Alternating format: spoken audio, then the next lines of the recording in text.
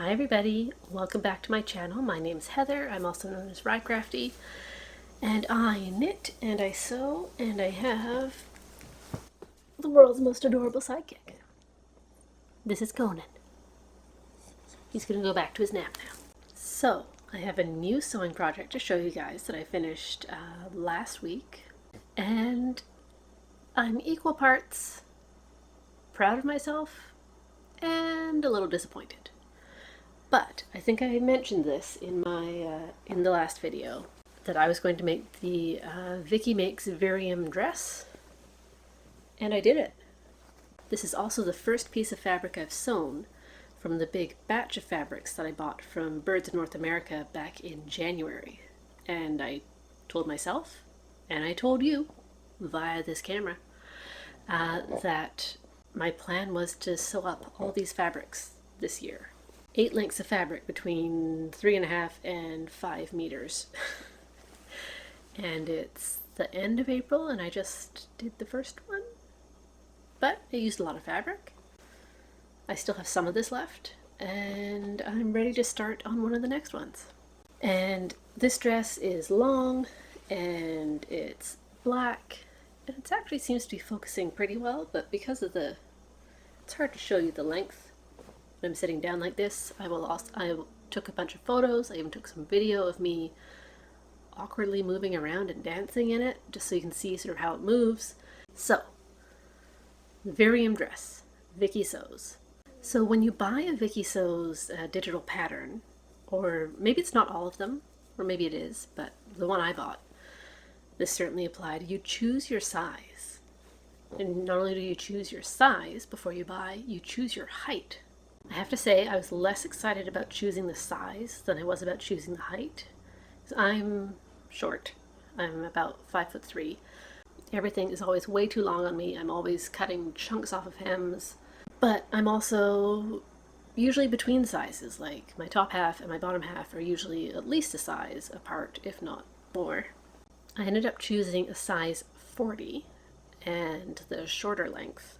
And I bought the PDF pattern. That was the one exact size that they sent me. And then I put it together. This is weird, but it threw me and it shouldn't have. But normally when you buy a PDF pattern that you're going to print out on your home printer and stick together with tape, and they almost always, in my experience, go like you make a row. I guess this is the way they come out of the printer. You do rows across. You do a row across, and then you do the next row, and then you do the next row. This pattern, you did a column, and then the column to the right of it, and then to the right, which was just like, why? It's not that different, but it's still making me go, what?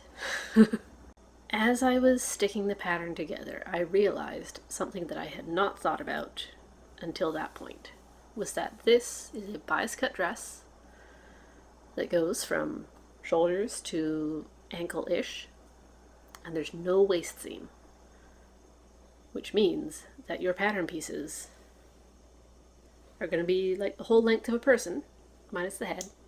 I don't have a giant cutting table. I mean, even people with sewing rooms, like that would be a big cutting table to get that piece biased on your table.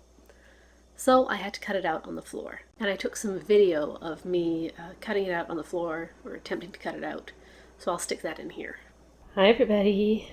Okay, I'm going to start cutting out the Vikisews Viriam Dress. This is my cutting surface. And it makes me very sad, because that's the floor.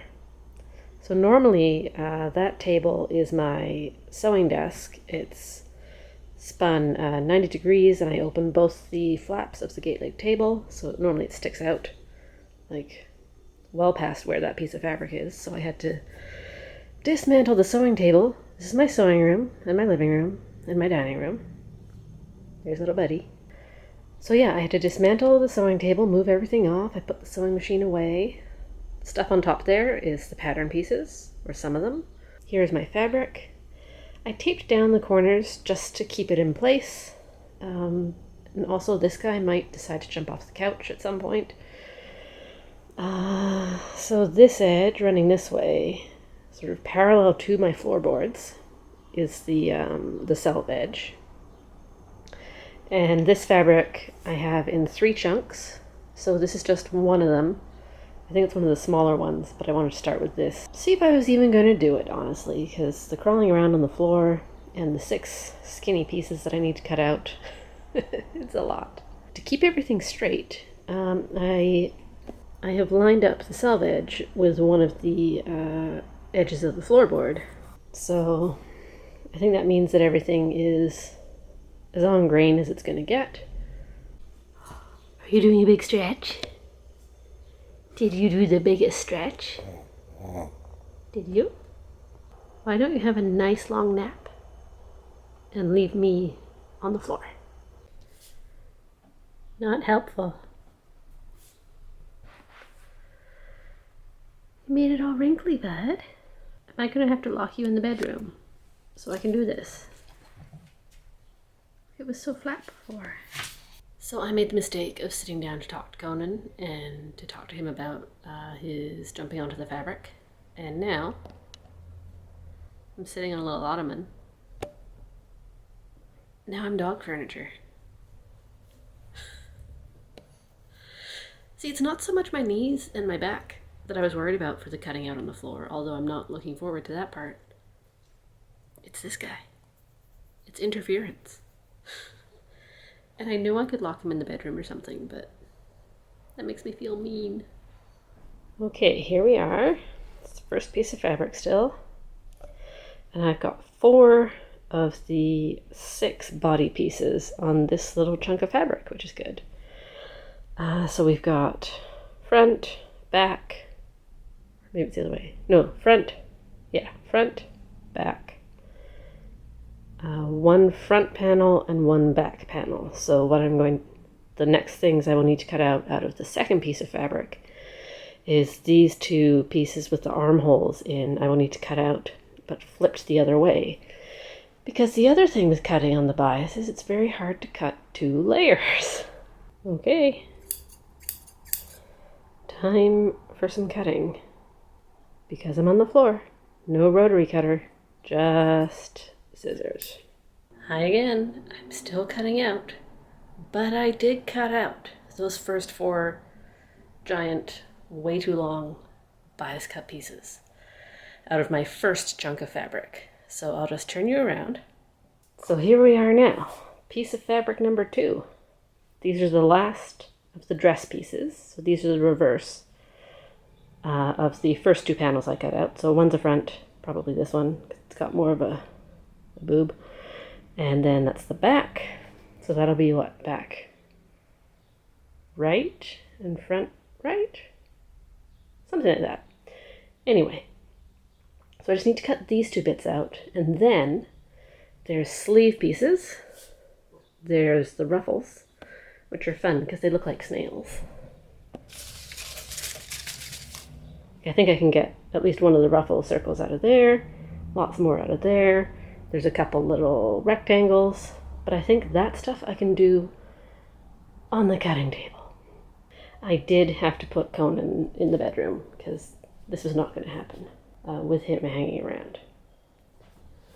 Something else, because I'm a rotary cutter girly, haha. But yeah, I cut everything out with my rotary cutter, and obviously I'm doing this with scissors. But with your big fabric shears, how do you get a nice line? Because you cut, and then you move the scissors up, and you cut. And actually, this one's not so bad, but some of these edges, like I think I'm going to lay out on my cutting mat on the sewing table when it's back up, and trim the edges, because the edges are just like shaggy because of that. And maybe it's just because I always use the rotary cutter and I'm not used to the scissors, but okay, I'm finally up off the floor. I have all my dress panels cut out. There's 2 there, there's some over there. I still need to sort out what's what. And now I'm cutting out the smaller pieces, like these ruffles. I need 2 each of these different snails. So I've taken some scraps from the bits that I cut the big pieces out of, and here I've layered them, so I'll be able to cut out 2 spirals, 2 of these at once, and they do need to be a pair, a reversed pair, so this piece of fabric is right side up, this piece is upside down. Cut them both out at the same time. Do that each for those. Then there's some sleeve pieces, which are smaller, so I'll be able to do those on the table. And then I'm hoping to have everything cut out today. It'll be a couple hours work. I think it was an hour to cut out the 6 body pieces with all the crawling around and laying out different pieces of fabric. And then I'm hoping this goes faster. So here I am. I've got 2 more pieces to cut out. The sleeve is a 2-piece sleeve, so that's even more parts. So we got smaller piece, larger piece. This is the last bit of my 2nd piece of fabric. This is the 3rd bit, which I'm only gonna have to break into for the last sleeve piece. But what I wanted to say was, so I have to cut these out in pairs, but it's on the bias, and I didn't feel comfortable doing it in 2 layers and making sure all the grain lines and everything were lined up. So I've been cutting things individually. So of course, to have a pair, you want one this way up, because this is where all the printing is. You want one that way up. The most important marking for getting the pattern piece lined up is the grain line. So what I've done is I just Sharpied over the grain line. So when I flip it over, I can still see that grain line marking and line it up nicely with my piece of fabric. Now, that cutting out is going to come back to haunt me, but I was very proud of myself, honestly, for actually doing it, because I had an event I wanted to wear this dress to. Even though I have many other dresses, I enjoy making dresses for a particular purpose for their first wear, and I really wanted to make this dress for that event. And then I realized the problem with the bias pieces and them being so big and have to crawl around on the floor. And I put it off, and I put it off, and I put it off. I started cutting out on a Sunday, and the event I wanted to go to was on Thursday night. And I had to work, like regular work hours, 9 to 5, every day that week. I didn't start cutting out these pieces until Sunday. At least I did that part on the weekend. So, Sunday, cut out the pieces. That took a lot of the afternoon. And then the next 3 days after work, Monday, Tuesday, Wednesday, I took about 3 to 4 hours in the evening after work and finished the dress to wear on Thursday. Very proud of myself. I usually do my sewing late at night, even on the weekends. Like I'm not a morning person, and even if I do get up early enough in the morning to do things on the weekend, I don't do any. I never end up doing anything like that until at least past lunchtime, if not after dinner. So sewing for a few hours after dinner into the time when I should be in bed is my normal situation. Yeah, the pattern was actually really nice. The instructions were very thorough, lots of photos with every step. One thing I found strange was that the dress is French seamed and it's directed that way in the pattern instructions, pattern instructions, but it never actually says that you are French seaming. It took me a few goes reading through to realize that's what was going to be happening, because it directs you to put wrong sides together, and then it says to use an overlocker, which I do not have, so I just sewed. I used a zigzag stitch some of the time, and then when I realized what was happening, I just thought, well, these are French seams, so I just did the 2 seams. It makes sense because this dress is meant to be made in like a very floaty fabric that is probably going to fray very easily. So that was good. Like, it was good that it set out that way, but I just found it strange that nowhere that I noticed did it say, we are French seaming this dress. One of the ruffle pieces, this is the back princess seam, so this must be one of the longest ones. And you essentially cut out a circle, minus this little bloop here, and then bloop. And you can even see the paper is ruffled. So imagine when that's fabric, and you can stretch this section out to be straight. That makes a really great ruffle. These are very hard to keep flat, and now that I've opened it up, I'm just going to put it back this way. I didn't see any directions in the pattern on which end of that spiral to use where. You have to choose, like at the shoulder, is that where I put the center of the spiral, or is that where I put the end of it where it's going to be slightly less ruffled? There were notches on those spiral pieces. My notching of the pattern pieces was not the best, I discovered. And again, the pattern pieces were so like shifty, it was hard even on the table to put them on top of the, to put them with the pattern and try and get the notches in the right places. So I matched them where I could find them, and in some places I could not find the notches, so I just went with what happened. What I ended up choosing was to start with the more concentrated, the center of the spiral at the top, because I thought, let's just have more ruffles, more ruffly up near the face, and then it can be slightly less ruffly down at the bottom where people aren't going to be looking at my feet. So that was how I decided to do that. So there's also some rouleau straps or rouleau ties. At the neckline there's 2 ties. So there's here at the top of the neck. And then the very deep V, there's a second tie, which just sort of, say that tie is at about bra level, and then the V goes below there. So there's those rouleau straps. And then there's little rouleau ties here on the arms that don't actually do anything. They're just, they add to the flappiness of the arms, or of the sleeves, I should say. And there was another pattern piece labeled Armscye Rouleau Strap, and I couldn't figure it out. I cut them all out, all these rouleau pieces, and then I made up the 4 for the front. 1, 2, 3, 4, and then there were the 2 for the sleeves.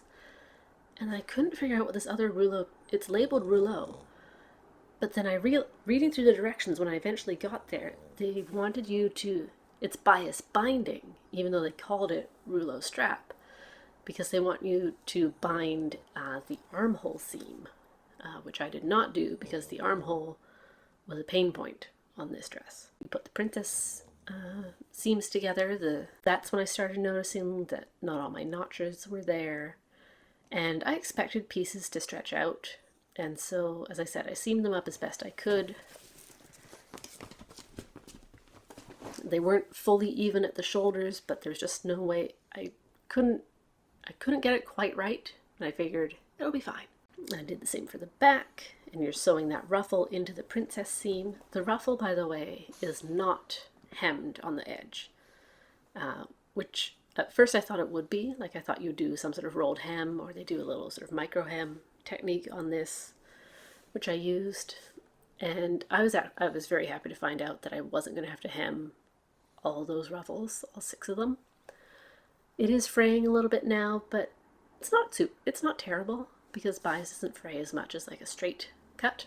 But yeah, I tried when I was seaming to start at the shoulders, because I thought if there's any weirdness, that's fine, it can be at the hem, I can trim the hem off. Again, just with the way it worked out, there was some weirdness around the shoulders and trying to get things lined up, where I just ended up chopping off a little bit, and I just thought to myself, oh, that bit just got stretched out. It's this long now, it's obviously going to stay this long. I'll just chop that little inch off there on that one shoulder. Long story short, I think I did the front, which has sort of neckline treatment and sewing up all those rouleau straps and the pieces and the ruffles. Did that on the Monday. Tuesday I did the back and sewed the front and back together. And then Wednesday did the sleeves and inserted them, and then we did some fittings. I mean, I did try it on without the sleeves, and it was okay. The sleeves is where it gets bad. Now, I think the sleeve pieces themselves were okay, because those were small enough that I cut them on the table. The weirdness was in the shoulders and where things didn't quite line up, so I just sort of trimmed them off and thought it'll be fine. Once I sewed the sleeve pieces in, or once I sewed the sleeves in, it was very tight, very binding, sort of around the armpit. I still had a full range of motion, but it was just like tight in there. On one side, on my left arm, it was definitely super tight, and I wasn't certain if I would be able to wear it. Just more comfort level. I still, again, because I think the bias is slightly stretchy, I didn't feel like I was going to pop it or anything, but it was just like tight and binding and not comfortable. And so and that sleeve was very hard to set in because I did have notches, but they weren't lining up. And then I realized that's the arm where I cut off an inch after I'd put the body together because there was this little flappy bit. And I just thought it would be okay, and I don't know why I thought it would be okay. I just thought I cut it out badly. I think I thought I cut it out too big because that's the way everything lined up, so I just snipped that bit off. I needed that bit. Luckily, I basted the sleeves in at first because I wasn't sure how it was going to go. So I took them out. I took out, you know how when you cut out like a neckline or an arm side, what's it called? You stay stitch it. So you sort of baste around it before you do anything else. So when you're working with it, it doesn't stretch out as much as it could. I took out those basting stitches and I stretched it. Like, I played with that piece of fabric. I stretched it out. I cut tiny little notches so I could like get that front, it was the front part right here. So I could get that front armhole, make it longer so the sleeve would fit into it. Yeah, I did that. I did that, basted it in. It was better, still a little tight. So I took the sleeve out a second time. So I took out the French seam on the shoulder here, or at least I took it about halfway, and I opened it out, and that gave me like a ½ inch more, and I sort of spread it out so you don't really see any weirdness on the shoulder. Or you do, but it's under a ruffle. And that was enough for that sleeve to feel fine. It's not great. It's still a little bindy.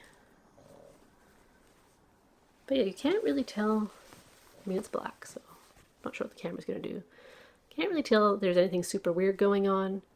You can tell that this seam here, where the ruffle is meant to meet up with this top shoulder seam, and it doesn't, but no one but us sewists is going to notice that.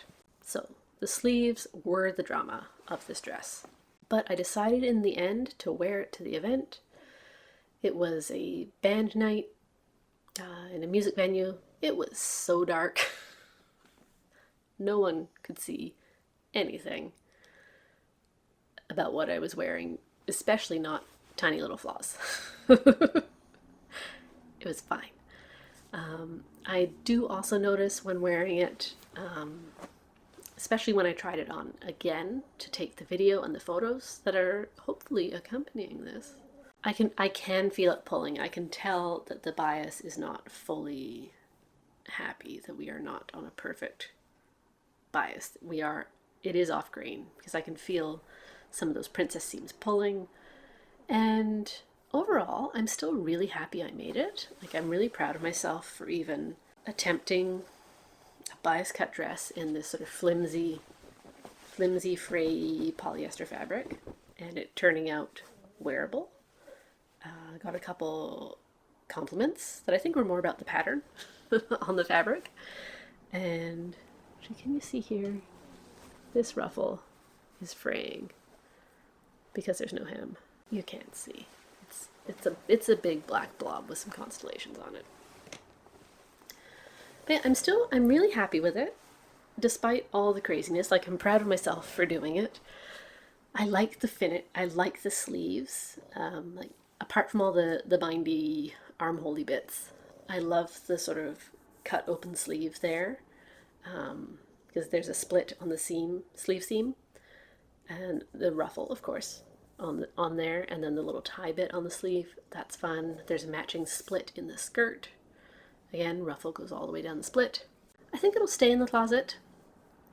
Like, I'm going to keep it and maybe wear it a couple more times. I usually like my makes to last longer, and because it feels a little fast fashion to say that I'm only going to wear it a few times, but it is a bit of a statement dress. It's not like an everyday dress. And it is not the world's most comfortable. This fabric, so staticky. Like, after working with it on the sewing machine, where you're like rubbing it back and forth and taking stitches out and sewing it again and all that, I put it on and it was just like from the static. So I did end up buying some anti-static spray. Was the only thing that would work to take it down. No other tricks I knew would do that. And I don't like that spray because it smells so much, and who knows what chemical it is, but that's what it needed. Oh, also, I spent all these hours and all this effort crawling around on the ground to make this dress because I wasn't certain I was going to wear it to the event that night. I hadn't thought too much about undergarments because this is kind of see-through, but I didn't have anything to go under it. And I had this vague thought when I first made this plan that I do have some nice black satin that I could make myself a slip out of. That would be very useful. And then I didn't do that, and obviously I didn't have enough time. I barely finished this as it was. I ordered a slip for $20 from Amazon, an overnight delivery, and it came. It was fine. So that's what I wore underneath. Oh, and I didn't hem the bottom. That was my concession. So on the Wednesday night, I got it as far as I could. It was on the mannequin. The hem was really uppy-downy, partly, I think, from hanging and stretching out, and also, again, because not everything met up where it should have. Although the chunk I chopped off the top, that bottom part was fine. It was weirder on the other seams. I don't know. Again, shoddy cutting out job. So I ended up leveling the hem and then just wearing it out unhemmed because I figured, oh, it's way down at my feet. No one will notice. And honestly, it's still fine. You can't tell, and I mean, these ruffles are unfinished. So it all just sort of, I'll show you the right side of the ruffle. So it all just sort of goes with it. It's definitely a dress that I at least would want to wear something underneath. When I first tried it on, before it had the sleeves on, I put it on, and the V part is down here. Like here's, again, it's hard to tell because it's so dark, but the bottom of the V is here. My bra is here. The V end's down there.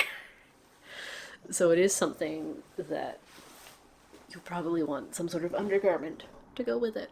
I'm undecided on whether I'm going to keep the pattern pieces because this kind of seems like a dress you only make once. Like some things are basics. This is not a basic. And so I think, do I really want a second dress exactly the same? No. But then I think one day would I want to make a better version where I'm more meticulous with the cutting out and the notches? Maybe? There's so many other things to sew though, and my collection of paper patterns is getting bigger and bigger, so I'm thinking about sacrificing these ones to the recycling bin. Okay, so for this dress, the pattern sizes are in centimeters. And I realize that I live in Canada and we use the metric system, and I do use the metric system. But there are certain measurements I only know in inches. And measuring my body happens for me in inches and pounds and not centimeters and kilograms, despite the fact that I think about the car in kilometers. It's strange. This goes from size 34 to 52, which is an 80 centimeter bust to 116 centimeter bust, waist 60 to 96, and hips 86 to 122. And I picked the size 40, which is 92 centimeters, which is just over 3 feet, which is just over 36 inches, okay. Waist is 72, hips are 98. But yeah, so that's the size. That's not finished garment measurements. That's the size they give for their Vikisews sizes. And the height, there's 4 different height options. And I chose the 154 centimeters to 160 centimeters. So I'm 5'3", which means I am 160 centimeters. So technically, I'm the tallest of the smallest. I'm the tallest of the shortest version of this dress. But it goes all the way up to a size that ends in 184 centimeters. How tall is that? That's 6 feet tall. So they draft up to 6 foot tall. Again, it's divided into sort of 4 chunks of height. So honestly, I'm happy I picked the right size, and it even came close to fitting me, even with my mistakes. So in my last video, I realized I said I would start telling you what things cost, and then I forgot to do it. So here's a video of me dancing in my new dress, and the rundown of the costs. Each length of fabric from the big lot I bought, I'm saying it's $20 because I got 8 and it was almost $160 for the whole thing. This pattern was $9.91 with the exchange rate, so this dress was, if you include thread, about $30. That's great. So I talked way longer than I planned about that dress. I think I'll leave it there because this is getting to be a long one. I don't promise to have a finished object every time, even though I only do these every 2 weeks. Some weeks are better than others. Thanks for watching. If you could like and subscribe, that'd be really great. I've hit more than 200 followers now, which is so exciting. There's 200 people out there who want to see more sewing and knitting and Conan content. Let me know in the comments, what's your favorite? I mean, I'm going to do what I want to do. But do you sew? Do you knit? Are you only here for the dog? Let me know. Have a great day.